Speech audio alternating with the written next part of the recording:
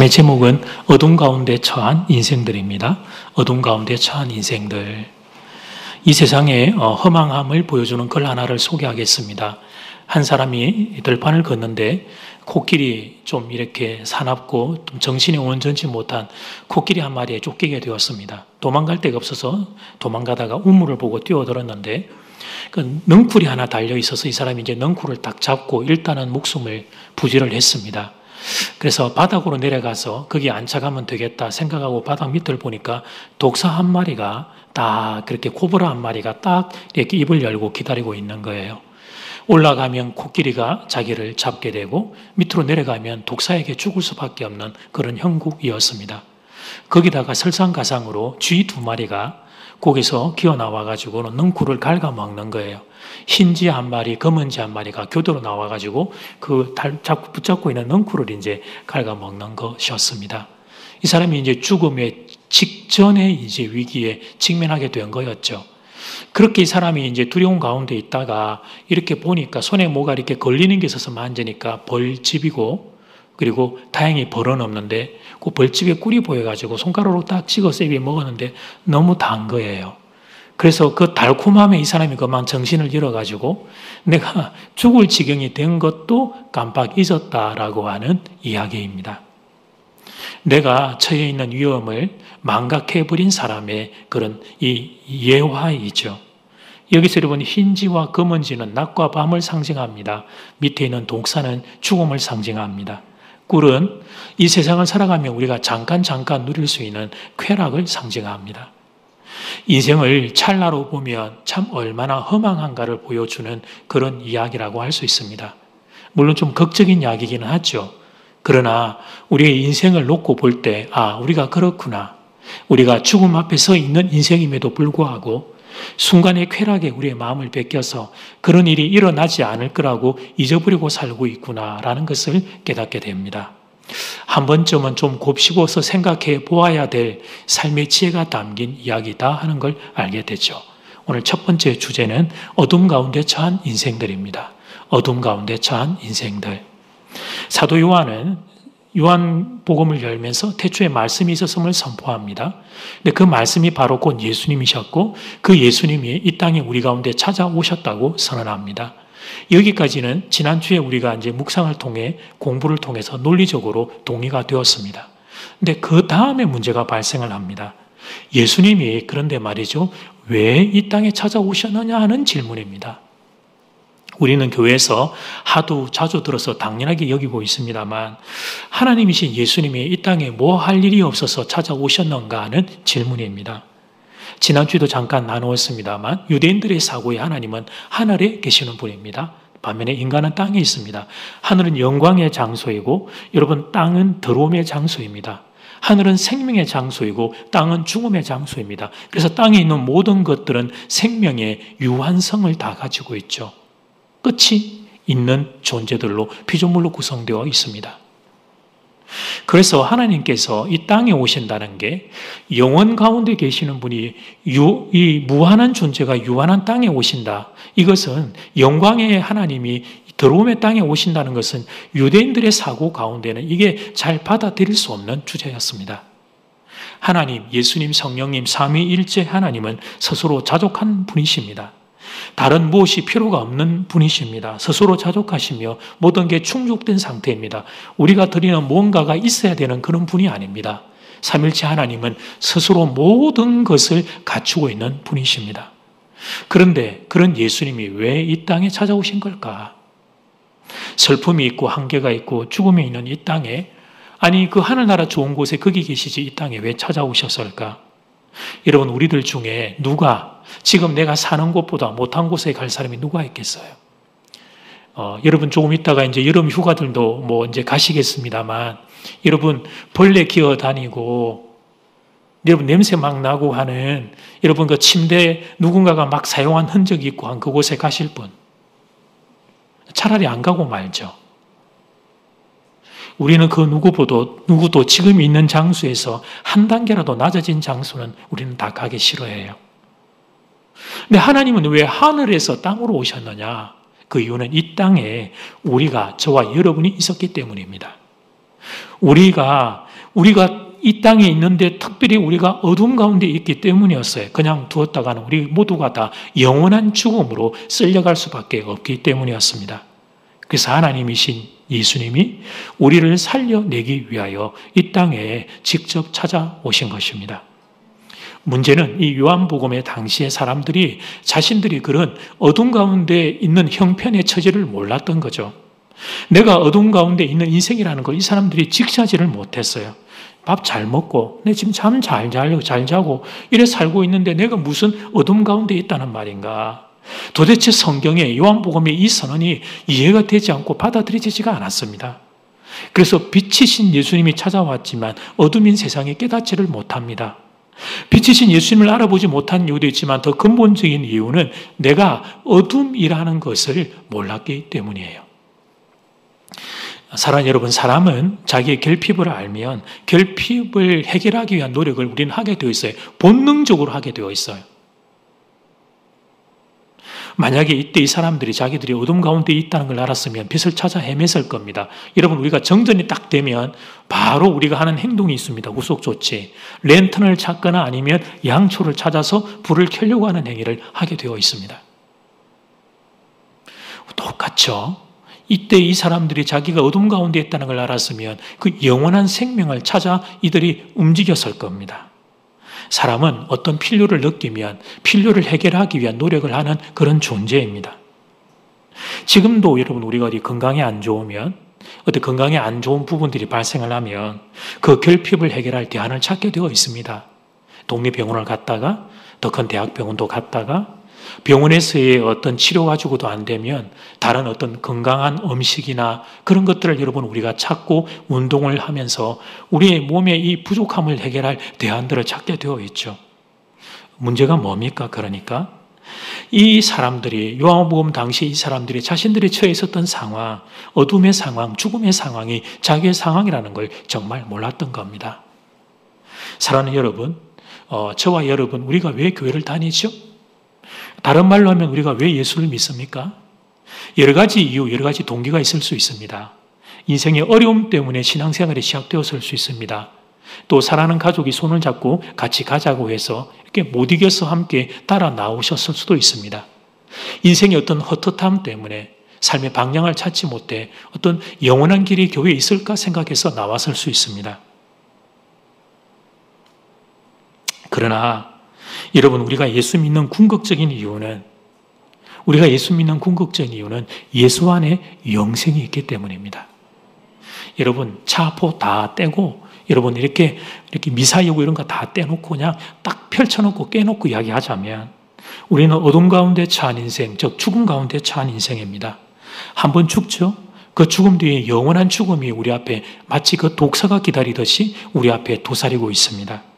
그런데 예수 안에 영원한 생명이 있기 때문에 그 영원한 생명을 얻기 위하여 우리가 예수님을 믿는 겁니다. 멋있는 미사여구를 다 빼면 사실은 명확하고 간단해져요. 나, 죄, 죽음, 예수, 영생. 그것 때문에 우리가 예수를 믿는 겁니다. 다른 건 플러스 알파죠. 그런데 가만히 보면 자신의 형편을 몰랐던 이 오늘 복음서 당시의 유대인들과 우리들이 별반 차이가 없는 것 같아요. 우리는 본문을 보면서 당시 빛으로 오신 예수님을 알아보지 못한 사람들을 참 많이 조롱하고 손가락질했습니다. 아니 어떻게 어둠이 빛을 알아보지 못할 수 있냐? 어떻게 예수님을 알아보지 못할 수 있냐라고 우리는 참 많이 질문을 던졌습니다. 그런데 여러분, 우리는 정말 그러면 괜찮습니까? 우리는 내가 어둠의 한계에, 즉 죽음에 처해 있는 인생이라는 사실을 이 사람들과 달리 우리는 정말 마음 중심으로부터 깨닫고 인정하고 있습니까? 좀 산다고, 좀 살만하다고, 내가 일정의 성취를 이루었다고, 죽음 앞에 서 있는 자신의 실체를 깨닫지 못한 채 여러분 우리 또한 그냥 이 땅에서의 삶이 영원할 것이라고 생각하며 교만한 마음 그대로 밀려가고 있는 것은 아닌지. 물론 여러분 우리가 사람인 사람들 가운데 상대적으로 비교하면 상대적으로 좀 더 아름다운 분들이 있기는 합니다. 내가 그래도 이 정도 살면 평균 이상은 되지 이렇게 생각하는 분들이 있습니다. 아니, 나만큼 사는 사람이 있으면 한번 나와보라고 그래. 이렇게 말하는 분들도 있습니다. 예, 동의합니다. 하나님을 빼면 그런 생각과 그런 말 할 수 있습니다. 그러나 여러분, 우리가 하나님 앞에 설 때에는 어느 누구도 이런 말과 이런 생각을 할 수가 없죠. 하나님을 배제했을 때는 여러분, 우리들끼리는 사실 그저 도토리 키재기에 불과해요. 선생님께서 잠깐 자리를 비우게 되었을 때 한 초등학교 1학년 교실을 한번 가정을 해볼까요? 아이들이 서로가 서로를 비교하면서 자기가 더 똑똑하다고 다툽니다. 나는 어디 어린이집 나왔어. 나는 어디 유치원 나왔어. 그러면 자기가 선행학습을 해가지고 영어 할 줄 안다고 I love you 뭐 이러고, 뭐 또 나는 산수 배웠다고 자기들끼리 도토리 키재기 하면서 서로 잘난 척을 하고 있어요. 근데 잠시 후에 드르륵 문이 열리면서 담임 선생님이 그 자리에 들어오는 순간 아이들의 서로 잘난 척하던 그 지식은 선생님 앞에서 아무런 의미가 없죠. 도토리 키재기 말이에요. 여러분 보고 계십니다. 도토리 키재기, 도토리 키재기.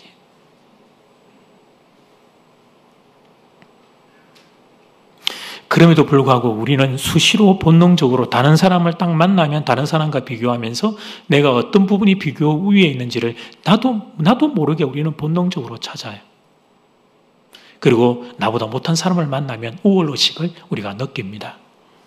내가 안 되면 남편이 안 되면 아내, 내가 안 되면 부모님, 그것도 안 되면 내 자녀들이라도 끌고 와가지고 내가 저 사람보다 더 나은 것들을 찾아내려고 탐색기가 이 세상에서 최고 강력한 탐색기를 우리는 장착하고 있어요. 한 30분 정도면 딱 알아요. 내가 저 사람보다 더 나은 게 뭐가 있는지를. 그래서 별거 아닌 것까지도 우리는 다른 사람과 나를 비교합니다. 여러분이 저 안경 쓰고 있습니다만 안경 쓰는 사람들은 또 만나가지고 뭐 누구 안경이 더 좋은가 뭐 그런 것까지도 비교하니까. 그 눈 더 나쁘다는 건데 그게 뭘 그렇게. 조금이라도 비교 위에 있는 것이 발견되면 교만해져요. 내가 그 사람보다 나은 존재라고 생각을 합니다. 예를 한번 들어볼까요? 사람은 피부색으로 차별할 수 없죠.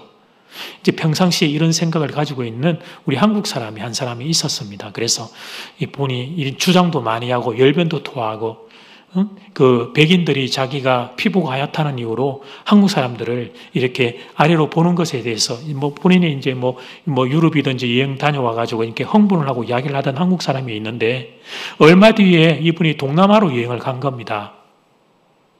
그런데 그곳에 가가지고 동남아의 현지인들을 한 수 아래로 취급하는 거죠.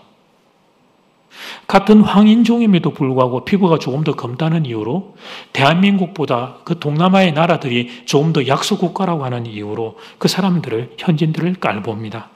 우리가 다 이렇습니다. 청년들과 함께 여러분 우리가 동남아 단기 선교할 때 제가 꼭 부탁하는 게 있어요. 우리는 좀 더 낫고 거기는 조금 더 아래이기 때문에 가는 게 아니다. 똑같다. 다만 예수의 생명과 사랑이 있기 때문에 우리가 전하로 섬기러 가는 거다. 이걸 꼭 기억하고 가자. 그렇게 청년들하고 같이 갑니다만 우리가 정말 이래요. 정말 별거 아닌 거예요. 정말 별거 아닌 것 가지고 우리는 다른 사람과 비교의 우위에 서려고 합니다.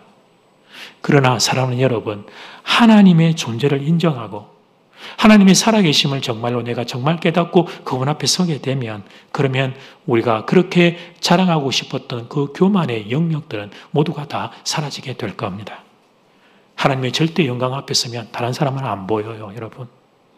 하나님하고 나하고 단둘이 서면 영광의 하나님 앞에 그저 추하고 더러운 내 자신이 보여서 나를 어떻게 하나님 앞에 가릴 것인지 그것밖에 생각이 안 난다고요. 마가복음 10장을 보면 영생을 찾아서 예수님께 나온 한 사람을 보게 되는데요. 마가복음 10장 17절 말씀입니다. 예수께서 길에 나가실새 한 사람이 달려와서 꿇어 앉아 묻자오되 선한 선생님이요, 이 중요 구절은 이겁니다. 내가 무엇을 하여야 영생을 얻으리까? 그러니까 이 사람은 내가 무엇을 하면 영생을 얻을 수 있는가? 이 생각을 했습니다. 동일한 내용이 기록되어 있는 성경의 다른 부분을 보면 마태복음은 어떤 청년이라고 하고 누가복음은 부자 관원이라고 기록합니다. 그러니까 이 사람은 청년이면서 부자고 그리고 관원이었습니다. 아주 잘 나가던 사람입니다. 당시 사회의 상위 10% 이상에 해당합니다. 거기다가 율법적으로 도덕적으로까지 완벽한 사람이었습니다. 근데 이 잘 나가던 사람이 예수님께 나와 영생을 구합니다. 겉으로 보기에는 참 대견해 보입니다. 그런데 이후에 이어지는 예수님과의 대화를 보면 이 사람의 실체와 본심을 알게 돼요. 예수님께서 이 청년에게 이 사람의 본심을 꿰뚫어 보고 정말 영생을 이 사람이 구하려고 한 것이 아니라는 걸 아시고 너 영생 얻으려면 그러면 한 가지만 한번 해봐라. 네가 생각하기에 나는 뭐든지 할 수 있다고 생각하는 것 같으니까 너한테 있는 거 그거 팔아서 가난한 사람들에게 나누고 구제하고 나를 따라와라 이렇게 말씀하시죠. 이 말을 듣자 이 사람이 슬퍼합니다. 주님 말씀하시면 영생을 얻기 위해 하겠다고 하던 사람이 마가복음 10장 22절에서 그 사람이 재물이 많은 거로 이 말씀으로 인하여 슬픈 기색을 띠고 근심하며 가니라. 아멘. 여기서 잠깐 균형. 구원을 얻기 위해서는 재산을 다 팔아 구제해야만 얻는 것은 아닙니다. 구원은 우리가 어떤 행위를 해서 얻는 것은 아니기 때문이죠. 구원은 오직 하나님의 은혜와 긍휼입니다. 그런데 그때 주님이 이렇게 말씀하셨던 것은 이 사람의 영혼에 말씀의 금을 갖다가 푹 꽂으시는 것이었어요. 이 사람의 허구, 이 사람의 껍데기를 깨트리기 위하여 말씀의 금을 이 사람의 심장에 갖다가 꽂으신 거죠. 이 사람은 어떤 생각을 했냐면 내가 무엇을 하여야 영생을 얻으리까? 그러니까 내가 뭘 하면, 무엇을 더 하면 영생을 얻을 수 있다고 생각했습니다. 지금까지 자기가 그렇게 살아왔기 때문에 이 사람은 자신감이 충만했습니다. 지금까지 내가 이루어온 성취를 생각해 볼 때 아이고 내가 또 못할 게 뭐가 있겠나? 내가 이 정도로 많은 것을 해온 사람이니까 예수님이 어떤 말씀하셔도 나는 그 말씀을 할 자신이 있다. 자신감으로 가득했던 거예요. 그래서 예수님께서 네가 그렇게 자신이 있으니까 바로 그 부분으로 내가 대답을 해줄게 그렇게 말씀하신 거예요. 너는 생각하기를 나는 뭐든지 할 수 있다고 자신하는데 좋다. 그러면 한번 해봐라. 내가 많이도 너에게 부탁 안 할게. 너 딱 한 가지만 해보거라. 그렇게 자신이 있으면 너의 재산을 팔아서 가난한 자들에게 한번 나눠줘 보거라. 그 순간 이 사람은 고개를 떨고 버립니다. 그것은 할 수 없었기 때문입니다. 여러분 다시 말씀드립니다. 재산을 팔아 구제해야만 예수님을 따를 수 있는 것은 아닙니다. 예수님이 그렇게 말씀하신 것은 그때 이 사람의 허구를 깨뜨리는 거예요. 이 사람의 중심을 깨뜨리는 거예요. 그 사람의 자신감, 헛된 자랑, 교만, 나는 뭐든지 할 수 있다라고 하는 자기애로 충만한 그것을 깨뜨리는 거죠. 재산을 팔아서 구제하는 것만 못하는 게 아니고요. 이 사람은 그 외에도 할 수 없는 일이 1000만 개, 억만 개가 있는 인생이죠. 한계가 있는 인생이잖아요. 근데 하나만 딱 건드려봐도 인간이 어떤 존재인지를 알 수 있단 말이에요. 영생은 뭘 또 해가지고 얻을 수 있는 게 아닙니다. 우리 인생들 중에 아무리 뛰어난 인생도 어떤 선행을 해도 우리는 영생을 얻을 수 없습니다. 우리는 죄인이기 때문입니다. 죄인인 우리가 영생을 얻을 수 있는 길은 오직 하나밖에 없습니다. 그것은 십자가에서 나의 죄를 대신해서 나의 죄를 대속해 주신 예수 그리스도를 믿는 것입니다. 예수님의 십자가의 공로를 의지하는 것, 그것만이 죄인인 우리가 구원받을 수 있는 길입니다. 사랑하는 여러분, 이 사실을 깨닫게 된다면, 정말로 이 사실을 인지하고 인정하게 된다면 내가 한계와 죽음 가운데 있기에 나는 안 된다. 나는 안 된다. 주님밖에 없다는 것을 정말 깨달으면 이 사람은 어떤 자세를 가지게 될까요?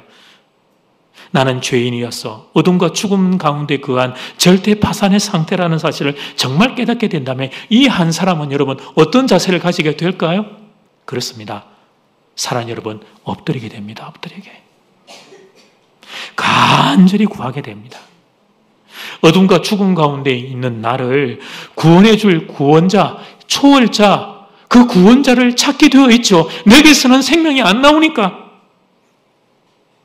주님밖에 없다고 엎드리는 거죠. 마가복음 10장에 이 한 젊은이 여러분 하나님 앞에, 예수님 앞에 그만한 모습으로 나왔던 게 아니라 엎드리며 주님을 찾게 되는 거죠. 그래서 이 가난한 마음이 바로 복된 마음이 되는 겁니다. 주님께서 팔복의 첫 번째로 자막을 보시면 심령이 가난한 자는 복이 있나니 천국이 저희 것입니다. 왜 이 말씀을 하셨는지를 깨닫게 되는 거예요. 심령이 가난한 자는 복이 있나니 천국이 저희 것입니다. 바라기는 여러분에게 이 은혜가 임하기를 소원합니다. 요한복음 1장 시대의 이 어리석은 사람들, 어둠이면서도 어둠인 걸 깨닫지 못했던 어리석은 사람들이 우리 가운데 아무도 없기를 바랍니다. 나는 어둠 가운데, 죽음 가운데 처한 그런 인생임을 깨닫고, 오 주여, 주님만이 나의 생명이십니다. 주님을 찾습니다. 주님을 원합니다. 주님을 갈망합니다. 이 가난한 마음이 여러분 모두에게 있게 되기를 주의 이름으로 축복합니다. 아멘. 제 두 번째, 우리를 무너뜨리는 사탄의 공격. 사탄은 그래서 여러분 우리가 이 마음을 잊어버리게 만들어요. 내가 어둠과 죽음 가운데 처해 있는 절대 파산의 상태라는 것을 잊어버리게 만들어요. 아예 모르게 만들든지 깨달았던 이들은 잊어버리게 만들죠. 대신에 내가 내 자신을 볼 때 내가 괜찮은 사람이야. 꽤 괜찮은 사람이야. 내 힘으로 내 인생을 열어갈 수 있어.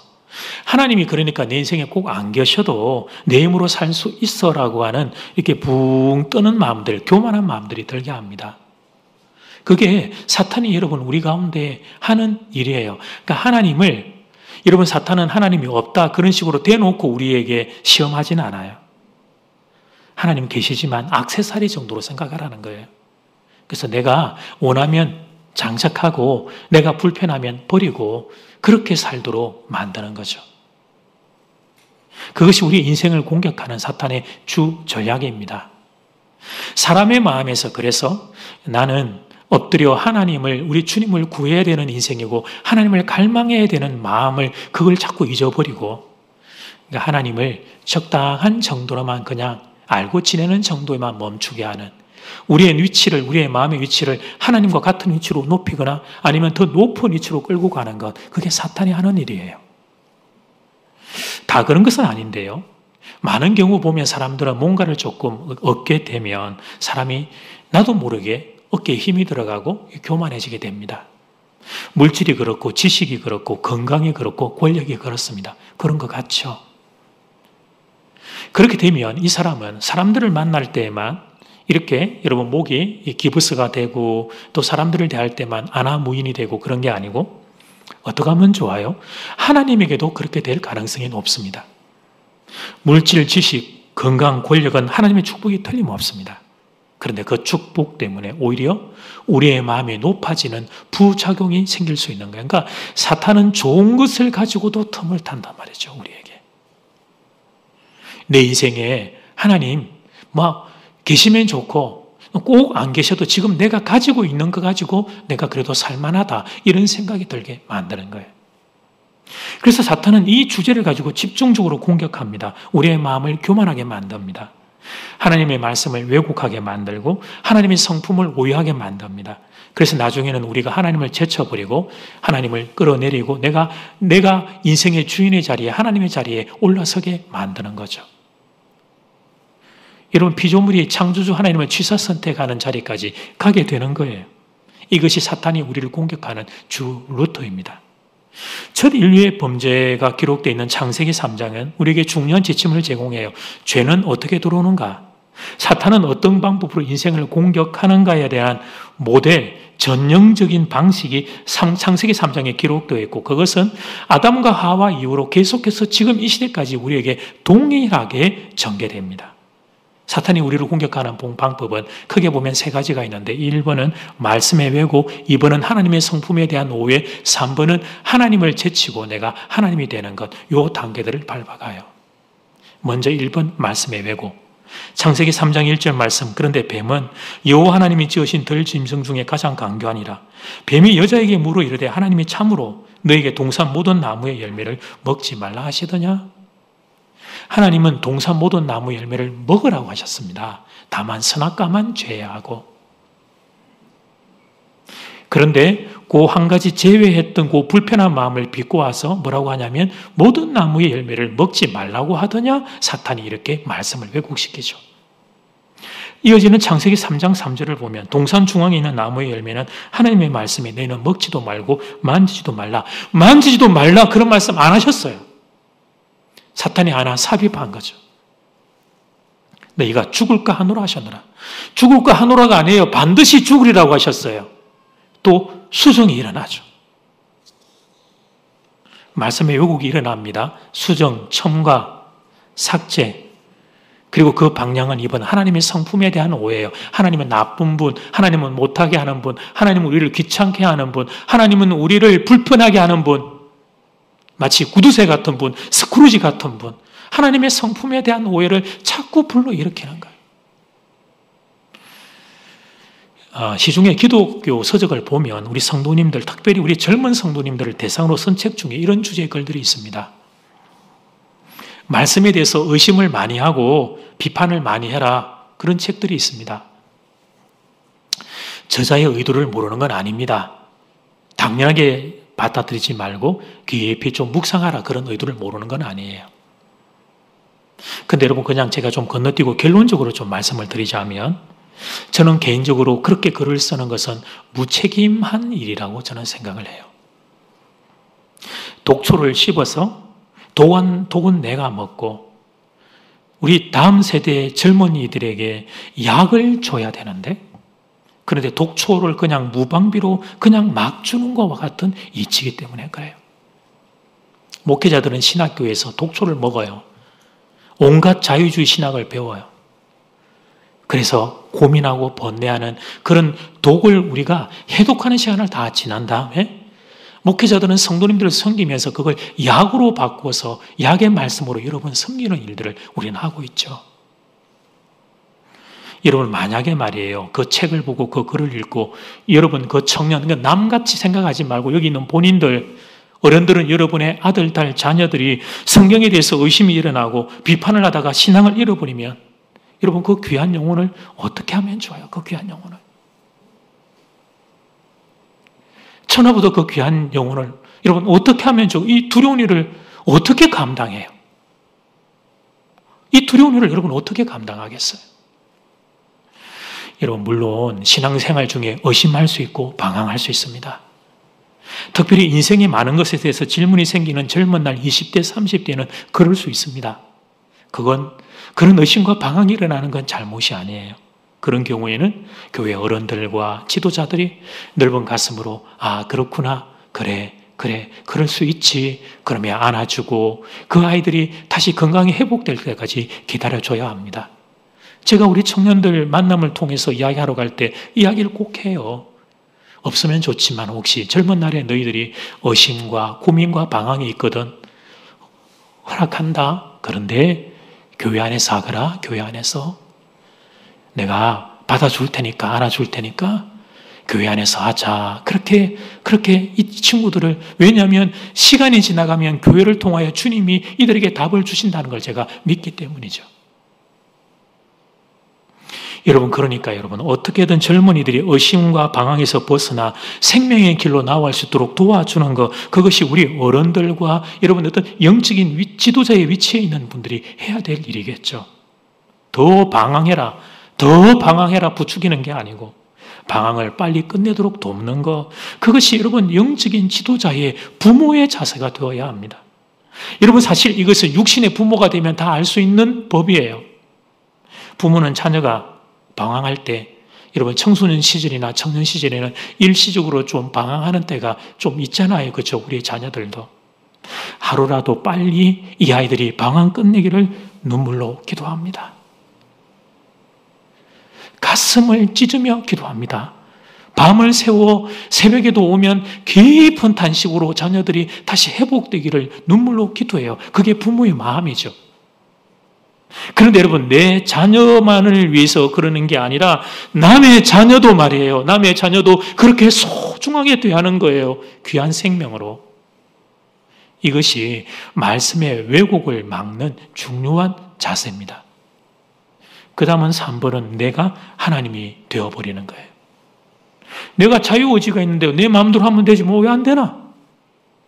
왜 내가 하나님의 명령을 따라야 된다는 말인가? 내가 인격이 있는데 이제부터는 내 생각대로, 내 마음대로, 내 판단대로 내가 살고 싶다. 그러면서 그 말하는 게 자기가 하나님이 되는 것이라는 걸 모르고 그런 생각, 그런 말을 마음대로 막 하면서 하나님을 제껴버리고 그 자리에 자기가 올라가는 거예요. 창세기 3장 5절 말씀, 사탄이 하는 말, 너희가 그것을 먹는 날에는 너희 눈이 밝아져 하나님과 같이 되어 선악을 알 줄 하나님이 아심이라. 하나님과 같이 되어, 이게 핵심 구절이죠. 다른 말로 하면 내 마음대로 살고 싶어.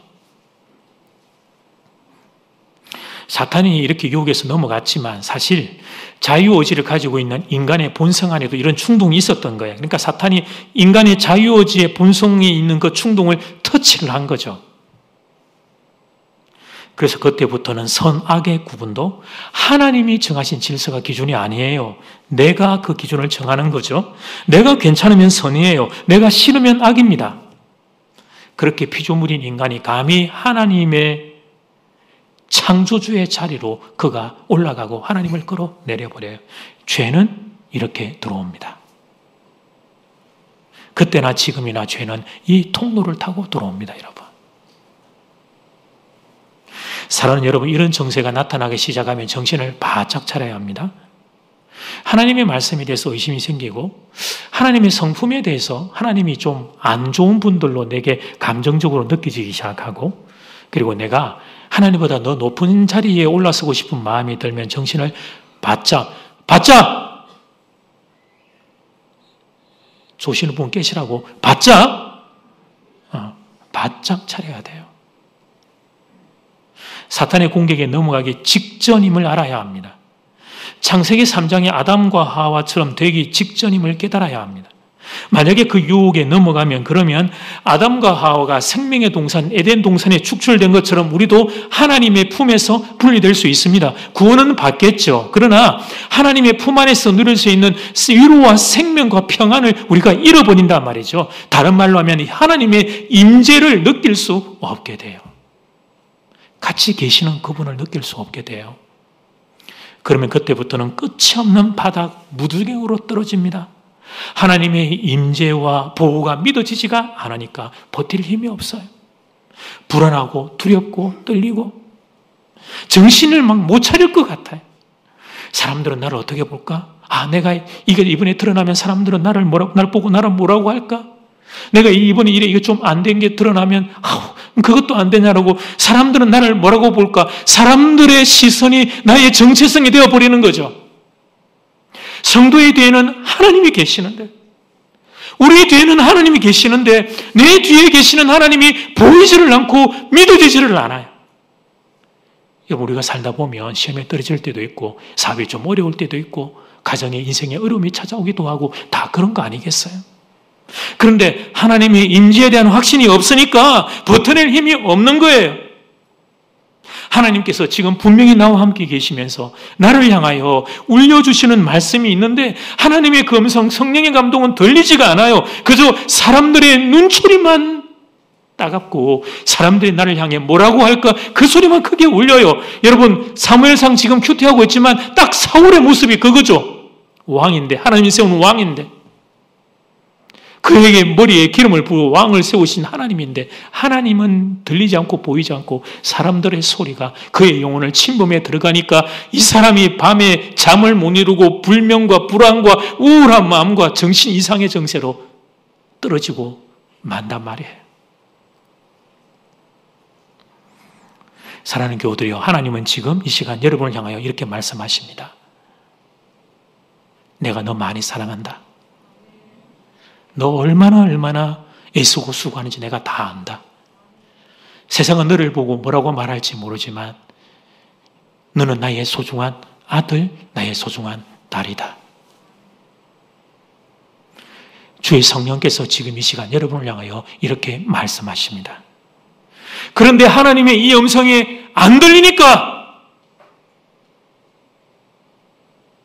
안 믿어지니까 여러분, 우리가 여지없이 와르르 무너지는 거예요. 세상의 소리, 사람의 시선만 우리에게 온통 전부가 되니까.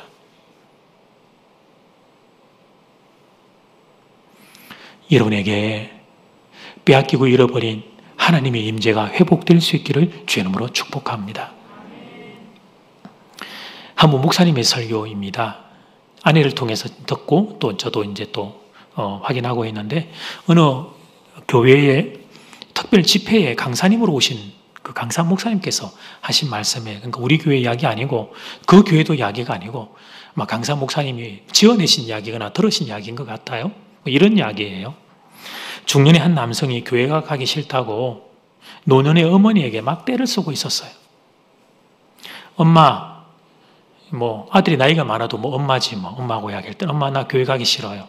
우리 유치부 애들이 하는 것처럼 이제 그렇게 떼를 쓰기 시작을 했어요. 그래서 노년의 어머니가 중년의 아들을 향해 너 왜 그러는데? 너 왜 교회 가기 싫은데? 그러자 아들이 이렇게 대답을 합니다.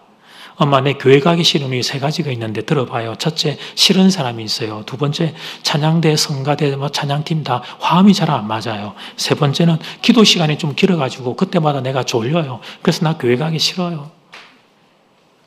그러자 어머니가 아들에게 이렇게 가르칩니다. 그래도 이 녀석아, 교회는 가야지. 교회 가야 되는 이유가 많이 있지만 이 엄마도 네가 세 가지 이야기하니까 이 엄마도 세 가지로 대답해 줄게. 첫째, 예배는 선택이 아니라 의무란다. 그리고 두 번째, 교회는 사람 보고 가는 게 아니고 하나님 보고 가는 거잖아. 마지막 세 번째, 너는 담임 목사잖아. 너는 담임 목사잖아. 웃자고 만든 이야기인 거 알겠죠? 예. 그러나 여러분, 만약 이게 사실이라면 참 슬픈 이야기입니다. 그렇죠? 예. 사랑하는 교회 여러분, 여러분은 어떠세요? 교회 오기 싫은 이유들 없으셔요? 지구상의 교회는 사실 완전한 교회가 없죠. 그래서 험과 결이 있기 때문에 교회에 오기 싫은 이유들이 존재합니다. 주관적으로, 객관적으로 인정할 수 없고 그냥 주관적으로 내가 교회 오기 싫은 이유도 있고, 좋아요. 여러분들이 교회 오기 싫은 이유가 객관적으로도 누구든지 인정할 수 있는 그런 이유가 있다고까지 제가 양보를 할게요. 그럼에도 불구하고 우리가 교회를 와야 되는 이유는 뭡니까? 그럼에도 불구하고 우리가 여러분 예배를 드려야 되는 이유는 뭐예요? 담임 목사라서? 교회 직분자라서? 그 답은 여러분, 예수님 안에 영생이 있기 때문입니다. 예수님 안에 영생이 있기 때문이에요. 어둠과 죽음 가운데 있는 우리에게 빛과 생명을 줄 수 있는 이는 오직 한 분, 예수 그리스도밖에 안 계시기 때문입니다. 사랑하는 여러분, 누가 예수님 사모할까요? 누가? 자신이 어둠의 적 죽음의 한계에 처해 있는 인생이라는 걸 아는 사람들입니다. 그들은 예수님을 갈망해요. 사모해요. 예수님 아니면 안 되니까. 처음 예수 만나 구원받을 때만 그런 게 아닙니다. 이 땅을 사는 동안 영원히 그분들은 예수님을 갈망합니다. 내가 어둠이라는 걸 알기 때문이에요. 내가 죽음이라는 걸 알기 때문이에요. 내게서는 선한 것이 뭐 하나 나오지 않는다는 걸 알기 때문이에요. 사랑, 나는 할 줄 모르는 존재예요. 믿음, 아니에요. 나는 언제나 의심이 더 큰 존재예요. 하나님이지, 하나님의 은혜지. 하나님이 나를 붙잡아 주셔야 그나마 내게서 선한 것이 조금이라도 나오는 거지. 그들이 주님을 사모하고 갈망하게 되어 있습니다. 그 사람들은, 그래서 여러분, 한평생 이 땅을 사는 동안 내가 어둠이고 내가 죽음인 걸 아는 이들은 빛과 생명인 하나님을 갈망하게 되어 있어요. 그리고 그래서 그 결과로 이 사람이 얻는 선물이 뭐냐면 하나님의 임재라고 하는 선물을 그는 누리는 거죠. 다윗처럼. 목동이든 도망자든 왕이든 하나님을 사모했던 다윗은 하나님이 나와 함께 계시는 임재를 그는 누리며 살았습니다. 그러므로 사랑하는 교회 여러분, 오늘 저와 함께 이렇게 기도하지 않으시겠어요? 자막 한번 보시면, 예수님 없으면 저는 살 수 없습니다. 어제도 그랬고 오늘도 그렇고 내일도 그렇습니다. 그러니 예수님, 빛이신 예수님, 제 인생의 어둠 가운데 찾아와 주시옵소서. 우리 함께 여러분이 이렇게 기도하지 않으시겠어요? 이렇게 예수님을 갈망하는 이들에게는 하나님의 임재가 열리게 될 겁니다.